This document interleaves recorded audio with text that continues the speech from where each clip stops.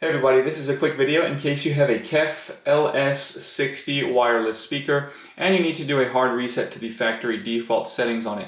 Now you're going to want to do this for one of two reasons. The first one is troubleshooting. If you're having any issues with this speaker not connecting or not pairing with your device or your Bluetooth device, or if it keeps disconnecting, any kind of issues like that can very often be fixed with a hard reset. Now you're going to need to repair it with everything, and that's the second reason you might want to do this. If you're setting it up on a new network or on a new device and you just want to wipe all of the old pairing history and configurations and get it back to the way it was coming out of the box, you can do that quite simply. All we need to do on this is quite easily, because we actually don't even need a pin or anything. We actually have a reset button on the back.